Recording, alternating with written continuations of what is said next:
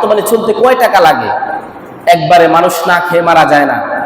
এখন বর্তমানে যে কোনো কাজ করলে দৈনিক হাজিরা 800, সর্বনিম্ন 700 টাকা, 800 টাকা, 1000 টাকা।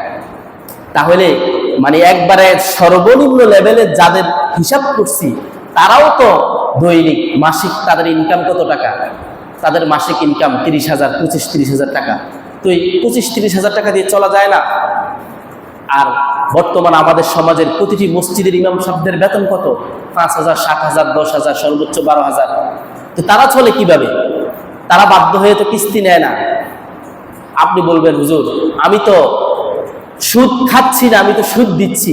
সুদ খাওয়া, সুদ দেওয়া, সুদের মাঝে সাক্ষী থাকা এবং সুদের লেনদেন লেখা সবকিছু একই গুনাহ। হাদিসের মধ্যে স্পষ্ট রয়েছে। সুদ ঘুষ এগুলোর সাথে আপনি যেভাবে জড়িত থাকবেন, হ্যাঁ আমি সাক্ষী, আপনি তাকে 50,000 টাকা দিয়েছেন, আগামী মাসে সে আপনাকে 52,000 টাকা দিবে, আমাকে সাক্ষী রেখেছেন, তাহলে আমিও একই গুনার অধিকারী হব। এবং আপনাদের এই কারবারটাকে যে লিখেছে, লিপিবদ্ধ করেছে, তারও একই গুনাহ হবে। এই কারণে প্রিয় দোস্ত বুজুর্গ, নিজেদের আখেরাত নিয়ে চিন্তা করুন। নিজেদের আখেরাত নিয়ে চিন্তা করুন। দুনিয়া নিয়ে এত ব্যস্ত হয়ে গিয়েছেন। এই দুনিয়ার তো কোনো গ্যারান্টি নাই। এই দুনিয়ার তো আমি আপনি কেউ বলতে পারবো না আমরা কয়দিন বাঁচবো। আমরা এটা বলতে পারবো, হ্যাঁ প্রথমে আমার ছেলের আগে বাবা, এরপরে দাদা, মানে আসার সিরিয়াল আছে, যাওয়ার কোনো সিরিয়াল নাই।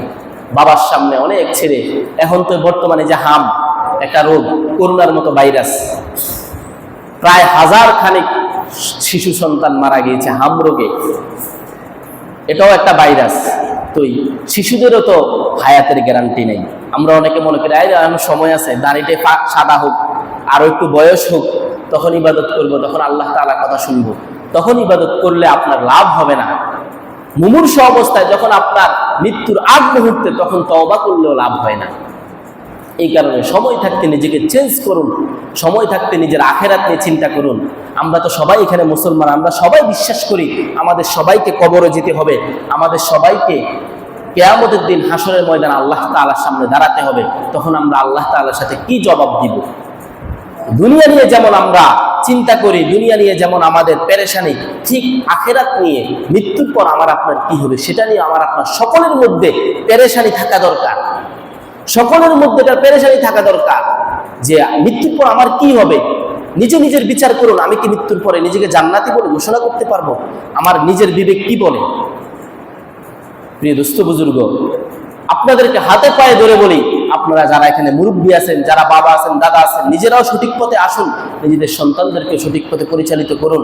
আজকে যদি আপনাদের সন্তানদেরকে সঠিক পথে পরিচালিত না করেন, তাহলে যখন আপনারা কবরবাসী হয়ে যাবেন, তখন আপনাদের সন্তানরা যে অপকর্ম করবে, সেগুলোর জন্য আপনারাও কবরে আযাব ভোগ করতে হবে। আপনার সন্তান যদি আপনার জন্য দোয়া করে, সেটাও আপনার কবরে ভালো হবে। আবার আপনার সন্তান অপকর্ম করলে, সেটাও আপনার কবরে আপনার জন্য খারাপ কিছু বয়ে আনবে।